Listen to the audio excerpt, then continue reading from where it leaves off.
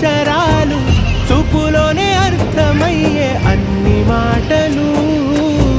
ముందు లేని ఆనవాలు, లేనిపోని కారణాలు, కొత్త కొత్త